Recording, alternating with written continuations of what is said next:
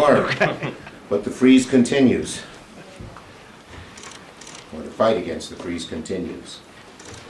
Okay, I'm proud to be joined by my colleague, Senator Murray, our ranking member of Appropriations, Senator Peters, ranking member of Homeland Security, and Senator Heinrich, ranking member of Energy Committee. So, in one instant, in the blink of an eye, in the dark of night, Donald Trump committed one of the cruelest actions that I have seen the federal government do in a very long time. Cutting off, shutting off billions, maybe trillions of dollars of things that average American families need. Everything was on the line. Our police officers who keep us safe, our firefighters who keep us safe, hospitals, particularly rural hospitals that need their funding to help sick people. Our cities, our schools, from one end of the country to the other. You cut off school funding, property taxes go up. People hate property taxes. And every corner of the country is feeling the wrath of Donald Trump's cruel plan. In fact, I call his plan, it can be described in many bad ways. It is lawless. It is foolish. But it also could be described by the three C's: chaotic, careless, cruel. Every corner of the country is just in panic about what Donald Trump will do. And make no mistake about it, this was not an accident. This was not something said, oh, we need to study a few things. I was asked today by somebody, well, don't they need to study the federal government programs? They can study them, but you don't cut them first and then study them later. That's backwards. That's ridiculous. And Donald Trump's plan, make no mistake about it, it's Project 2025 by another name, going to be led by Project 2025's originator and leading opponent, Russell Vought, who's going to be the head of OMB, which has the power to do all of these cruel things. Millions of Americans were left scrambling yesterday to figure out how this would hurt them. From one end of my state to the other, I got calls from so many different people, and I'm sure that's true in every one of our states. Donald Trump, with his cruel policy, has aroused the American people and begun to show them how this administration is not for working families, but for the billionaires, because they want to make these cuts so they can cut taxes on the wealthiest of Americans and the biggest corporations. My office was smothered by an avalanche of calls from New Yorkers, local leaders in every part of my state, furious that the administration would do this with no notice, with no understanding. Again, chaos reigned. I got calls from a whole lot of Republican town supervisors and mayors asking, what about flood prevention? What about sewer construction projects? They had shovel-ready projects to go. Should they send the workers home? Chaos, fear for this reckless and lawless program. To show you how this is affecting all of America, just some of the calls, a few of the calls I got from my state. A food bank, Feedmore in Western New York, fearful that they wouldn't be make deliveries to hungry people should they shutter their operation. Rochester Head Start. They get a check next week should they shut down Head Start. And what will happen to all the families whose kids go to Head Start and who work? Can't go to work. I got calls from the Family and Children's Association of Long Island. They treat substance abuse. They get weekly funding payments or bi-weekly. What are they going to do? Tell these people who are in the middle of therapy and need help, go home? Churches United for Fair Housing. They're in the process of building some housing. Do they send the workers home? They don't want to keep them there for weeks. School districts wanting to know, should they continue to serve school lunches for the kids next week? Community health centers like Cornerstone Family Health in the Hudson Valley. They started making a plan to triage what services they could provide and what services they couldn't. The Roswell Cancer Center, which has done so much groundbreaking research up there in Buffalo, asking if research would vanish. Should they stop interviewing new scientists who were coming to apply for jobs? This is all awful. How is freezing all these funds going to help families pay for groceries? How is it going to make neighborhoods safer? How is it going to create new jobs? Of course it won't. In fact, it's going to do the opposite. It will only raise costs, threaten communities, kill good-paying jobs. Under Donald Trump's plan, America is less safe, less healthy, and families are on the chopping block. Food inspectors, should they go home? Don't we want our food to be safe? And even small things. I was in Buffalo and Rochester Monday before, talking about the $300 million we all put in the budget to fight avian flu in November. Is that going to be cut? The price of eggs was $2 a year ago. It was $4 in November. It's $5 to $6 in New York right now. It'll go up to $8. That's just one small cut affecting America's costs on something they're really aggravated about, the high cost of the price of eggs. So, this is just terrible. Now, I know you'll say, well, there's a federal judge on Monday who's going to rule. They put a pause. We know what Trump and Vote are up to. This is their blueprint. This is what they want to do.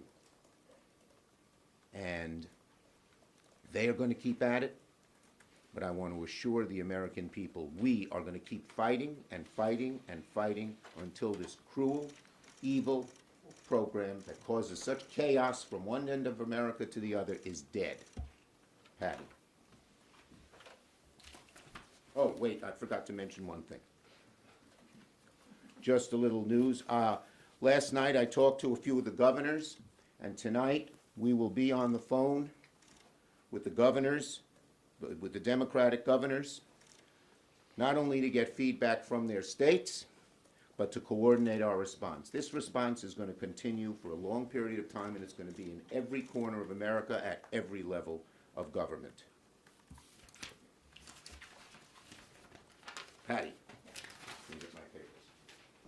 Well, thank you, Leader Schumer.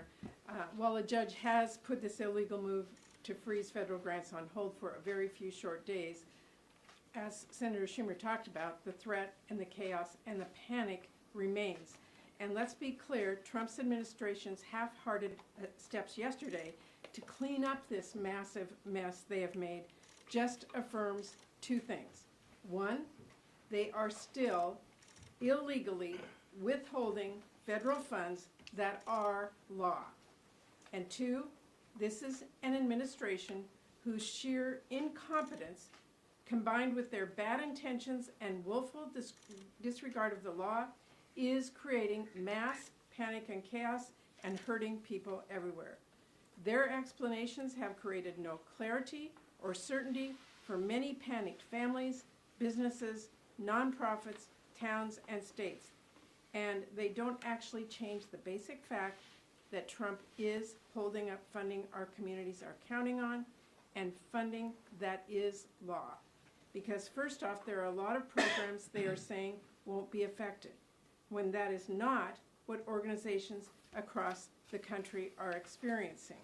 Just one example, yesterday, Head Start providers were locked out of their reimbursement portal, meaning folks that are taking care of our youngest kids were suddenly not sure how they're going to keep the doors open or pay their teachers and staff.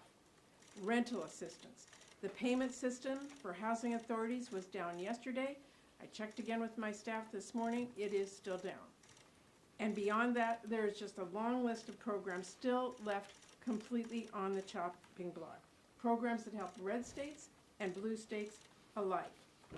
Meanwhile, a tribe back in my home state of Washington told me just a little bit ago that they are having to determine if they need to lay off 400 people.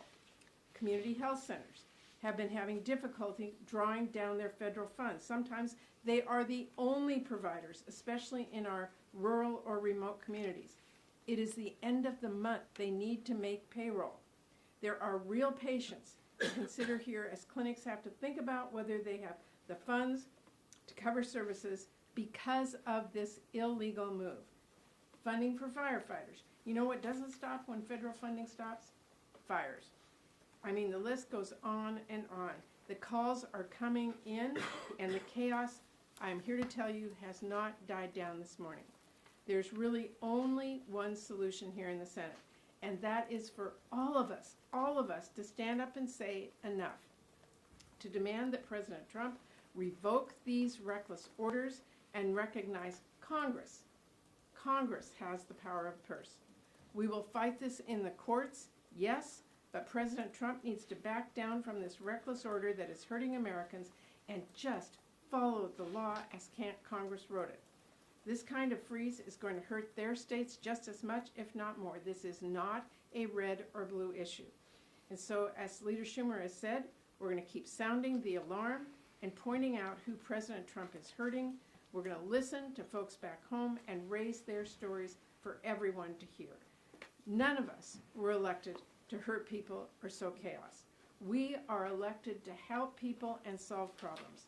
I hope every member of Congress works with us to make that clear and work to tell President Trump the law is the law. Work to tell him that Congress is a co-equal branch of government and the executive is there to execute the laws Congress has written. The White House needs to stop hurting the American people. Senator Peters. Well, thank you. I won't reiterate some of the comments made by my colleagues here, except for the fact that all that is happening in my colleague states is also happening in the state of Michigan. So this is clearly a national issue, and I think I speak for all of my colleagues in our caucus that are experiencing this. Grant funding pay for police, firefighters, which is something that is particularly problematic. One thing I haven't heard but I've heard back in my state, there are even small businesses, especially those that get grants like the SBIR. Small businesses are worried, will I be able to make payroll? Do I need to worry about that? Do I need to tell my employees that? And small businesses, as all of my colleagues believe, are the heart and soul of our economy. It's where the rubber meets the road in terms of our local communities, and they're very fearful about what this could mean for them. Road, bridge construction coming to a halt. And what does that do? It raises the cost as well. Taxpayer money, more taxpayer money will be needed to complete these vital projects because of this chaos being created by President Trump. Heating assistance. I'm a cold state in Michigan. Heating assistance is also one that people worry a great deal about. And I know there's a court case that has just come through, but I think it's important to understand that courts have already ruled on this. We know that this is not constitutional, what he's doing. The president cannot hold funding back that Congress has appropriated. We saw this same battle play out when Richard Nixon was the president. Richard Nixon held back funding for key programs. It went to court. There was a Supreme Court decision that rejected that, Train versus City of New York. It said the president cannot withhold, in that case, withhold water protection funding. There were other cases, more recently in 1998, Clinton versus New York, where the Supreme Court determined that the president cannot unilaterally cancel appropriations that were made by Congress. But then this administration doesn't believe that. They believe that they can determine what's constitutional, not the Supreme Court. In fact, we had Mr. Vogt before my committee. We have joint jurisdiction with budget over OMB, particularly for personnel matters. And I was stunned, actually stunned by Mr. Vogt's comments when I asked him how he, in his past tenure, when he worked in the first administration, withheld funding that also hurt people. We've seen this play out before. If you recall the hurricane in Puerto Rico, it was Mr. Vogt, Mr. Trump, that would not send money to victims of a massive hurricane in Puerto Rico. Families who were hurting, families who didn't know where their next meal would come from, didn't have a roof over their head, and they withheld funding. It's mean, it's cruel, it's unconstitutional. And when I pressed Mr. Vogt, he said, well, the Impoundment Act is unconstitutional. I don't know anywhere where an OMB director has the power to actually determine what's constitutional and unconstitutional. And when I pressed him on that, he said, well, the president does. And I go, why does the president have that power? He said, because he won an election. Because he won an election, he has the ability to go in there and just say, this is unconstitutional, I'm going to do what I want. Mr. Trump or President Trump believes that he can say, we're going to fully fund this program and this program, and I don't care what Congress has said. We know the legal authority is very clear. It's a very concerning development. We know court cases can take time, and people who depend on this money do not have time. Firefighters do not have time. As Senator Murray mentioned, fires still occur. People in small businesses, they got to make a payroll. Many people who work in those businesses literally live paycheck to paycheck, and you're putting them in an unconscionable position. And I fear that what we're going to see out of OMB is can make this problem even worse as we're looking at personnel issues, which are before my committee and the government services aspect of HISGAC, where there's now so-called buyout program to take away or to minimize civil servants, professional civil servants in agencies across the government. And their plan under Schedule F is to replace them with political cronies that will only do the bidding of President Trump and Mr. Vogt. We've also played that before. If you remember, we have a civil service system because in the 1800s we had basically a patronage system in our government where we had unqualified people who were inept, they were corrupt, and now President Trump wants to bring that back. He wants inept, corrupt people that are just 100% loyal to him. And the end result is that everyday people are going to be hurt, which is why we have to fight it. Heinrich. Gary mentioned what Russell Vogt said about the president having just won an election. I just won an election by double digits, and what I can tell you is that most people voted for cheaper eggs. They did not vote for this chaos. And people are absolutely beside themselves with what's going on out there. Yesterday, despite what the White House has said, enormous numbers of people in red and blue states were impacted by this. And I think it's probably smart to start with Medicaid because it has such an enormous impact, especially on rural states. Medicaid obviously impacts poor kids and is how they oftentimes access health care. It's also how we finance much of the nursing home system and the long-term care system. All of that was thrown up in the air yesterday as our portals were locked down and reimbursement stopped. Now, by the end of the day, they said, oh, no, Medicaid, we didn't mean that. Well, why? Was it a coincidence that all of us had our Medicaid portal shut down at the same time?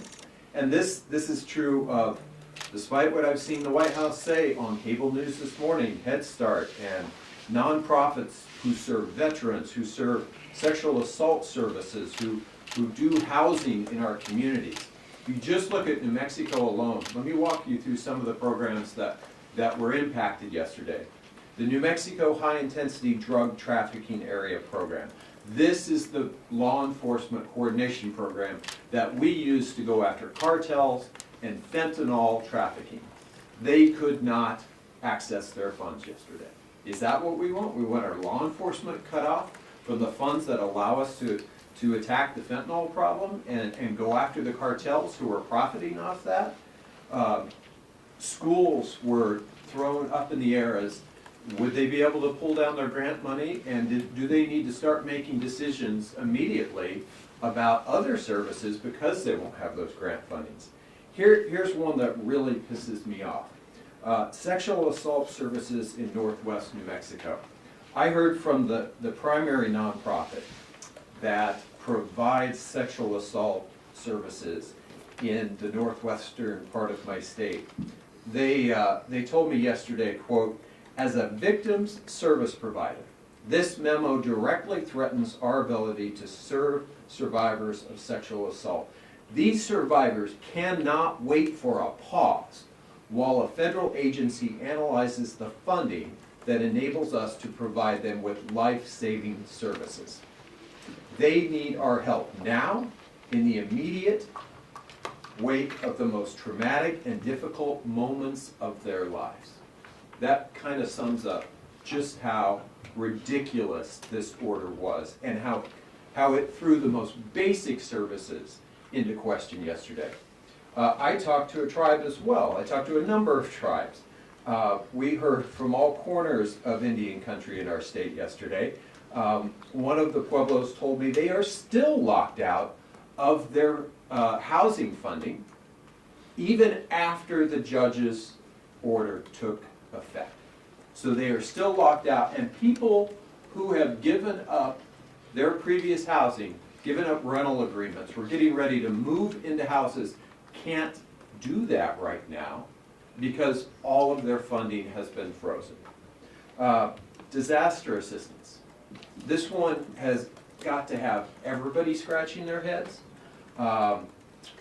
We have had unprecedented disasters recently in New Mexico. We had huge fires in both the northern and southern parts of our states, and the floods that come after those fires.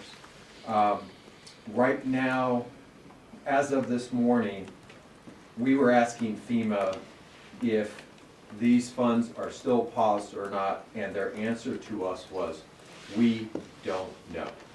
So you're gonna tell people who are the victim of these fires, one of which was actually the result of actions of the federal government that impacted these communities, that we're gonna hold up your disaster assistance funding until we figure out whether giving you that funding is somehow woke. I mean, this is just ridiculous, folks. So my message to all of you and to the administration is simple. Let's follow the law. Let's get back to democracy, and let's get back to work for the American people who just want to be able to go about their lives without this chaos. Well, thank you, my colleagues. First, I wanted to make two more points. So you've heard we're hearing from people from every corner of our states. But we are also, I was today on a Zoom with about 50 TV stations in New York. We are urging, I did, and we are all urging our groups to contact particularly their Republican senators and their Republican congressmen and tell them to tell Trump to cut this out. It's causing too much chaos. That's number one. Number two, so Carson has this plan, flood the zone. Throw so much junk against the wall that no one will notice. Well, they sure screwed up with this one because everyone's noticing. What are they noticing?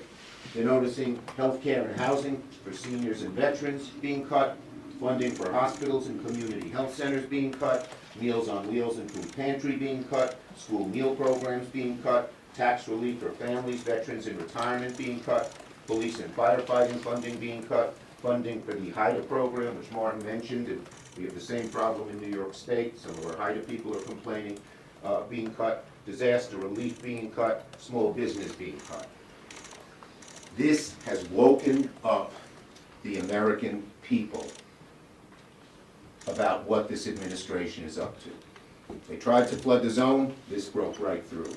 Questions on this subject? Leader Schumer. This subject. Yes. Yeah. So yesterday, there were a number of Democrats who, in protest because of this, switched their vote from the cloture vote to oppose Sean Duffy on the floor. Should we continue to see that on other votes for nominees who might be bipartisan in protest of this OMB memo, and how that will play out on these nominees? Yeah, there are certain nominees that we're particularly focusing on. Kennedy today, I guess he's having his hearing as we speak now. The guy from the FBI, Kash Patel, Tulsi Gabbard of D-N.Y. We're focused on some particular people who we think we might get some Republican support on. Yes? Obviously, there's a government funding deadline in the middle of March. How is this affecting those negotiations or lack of negotiations? I'll call on Patty as our appropriator. You're absolutely correct. There's a funding deadline March 14th. We need to have a top line. We need to get our committees working to reach an agreement that has enough votes in the House and the Senate to pass. It is extremely difficult to agree to a compromise on anything if the White House is going to assert that they control the funds, we don't. So this is really putting that in jeopardy. Yes, yes, sir. You talk about these different organizations and people in New York reaching out to you, and you've encouraged them to obviously keep up this effort and to possibly contact the president in any way, shape, or form, but do you realistically think that the president is going to listen to many of these people in upstate New York who are struggling? The roots of democracy are deep. And what we're saying is, go to your local official, your local congressman, your local senator, and have them get to the president. But the roots of democracy are deep. People are aroused. I haven't seen people so aroused in a very, very long time in terms of trying to get this done. So yes, I think democracy will have an effect, and we are going to keep at it. We're going to keep at it legally, we're going to keep at it legislatively, but we're also going to keep at it in terms of the grassroots. But even Thank with this you, president? everybody. Thank you.